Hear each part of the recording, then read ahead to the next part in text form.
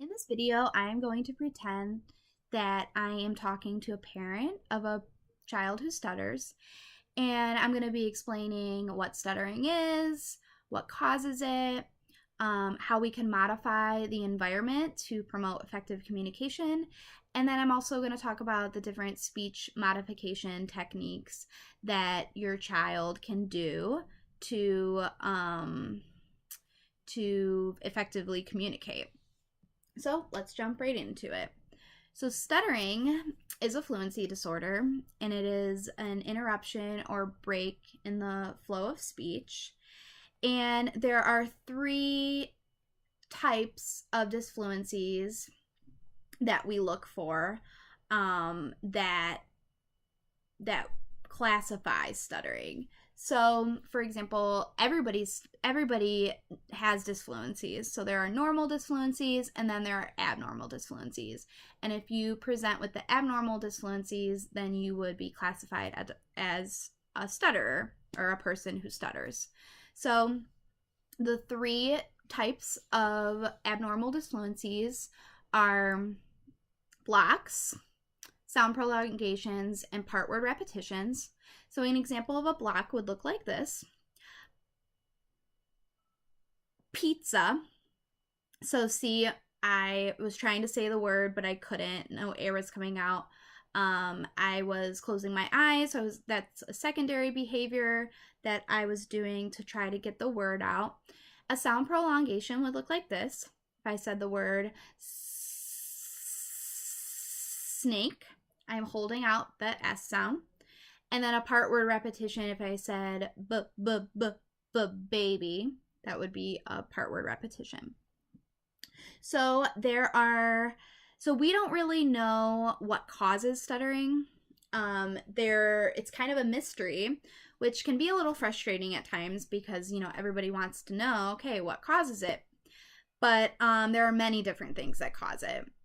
I kind of look at it from the multifactorial model, meaning that there are many factors that contribute to the cause, such as emotional stress, trauma, change in environment, environmental factors. Genetics is a big one. We tend to see stuttering run in families. So there are multiple things that contribute to it, which can be a little frustrating. But the good news is that there are some speech modification strategies. But before we talk about that, I want to tell you about some of the demands and how we can adapt or modify the environment so that we're not placing demands on our children. So there's three I want to talk about. Interrupting. So interrupting, another one is talking fast, and competition for speaking time. So interrupting is, I think, a big one that places can place stress on a child that may kind of cause them to stutter. So, for example, if you ask your child, "How was your day?" and then you follow up with a question, "Did you go to grandma's?" Right? If you follow up with a question before they answer, that could be seen as a demand. And then talking fast, we tend to talk really, really fast sometimes, and that can also be a demand. And then competition for speaking time would be if you have other children and your other child is getting interrupted, many times that can contribute. So in order to prevent these demands or modify the environment, we can be patient and ask our children one question at a time and wait for their response instead of asking them a lot of questions. We can also slow down our rate of speech, so just talking at a more slower, steady pace. And then competition for speaking time. Turn taking is a big one, so you can tell your children, always encourage them to take turns, especially like if they're talking at the dinner table and they're all demanding your attention. You can encourage that as well.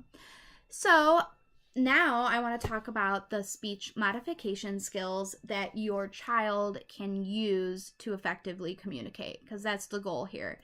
We don't necessarily want them to be completely fluent, because we know that's not realistic, but at the same time we want to promote effective communication, and we know that people who stutter can be effective communicators. You don't have to be fluent to be an effective communicator. So there are several different speech modification techniques. For example, one is slower rate of speech. So we can talk at a slower rate. So an example would be if I said the word computer.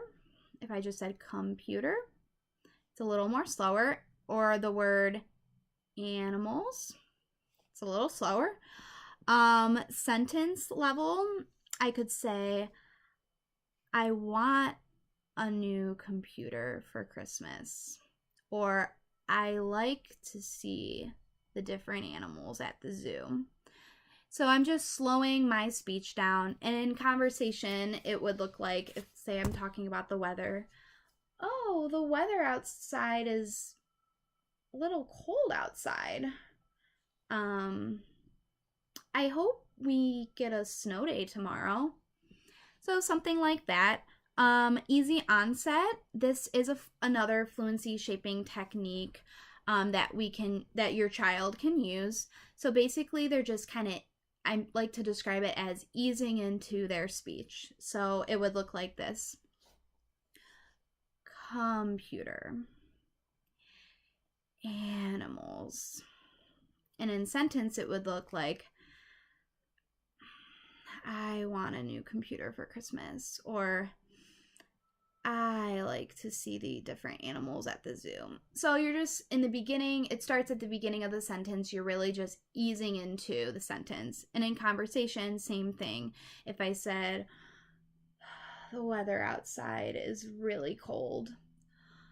Hopefully we get a snow day tomorrow. So it would look something like that. And then controlled phrasing is the third type of speech modification skill that we can teach them. And this is just taking pauses in our speech, but natural pauses. So it would look like this. If I said, I want a new computer for Christmas, I was pausing in between the phrases. And then another one would be, I like to see the different animals at the zoo.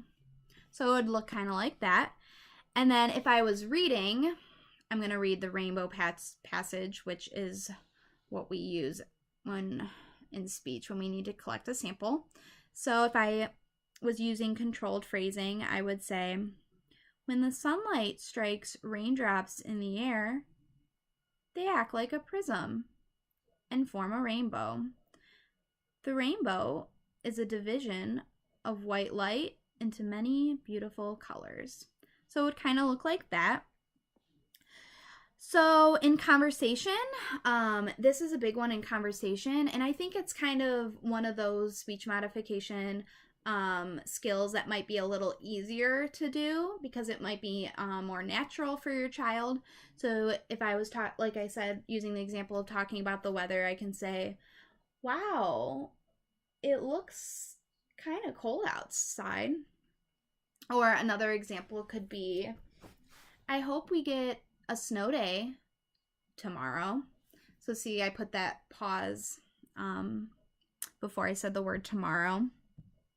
So yeah, so those are the 3 speech modification skills. And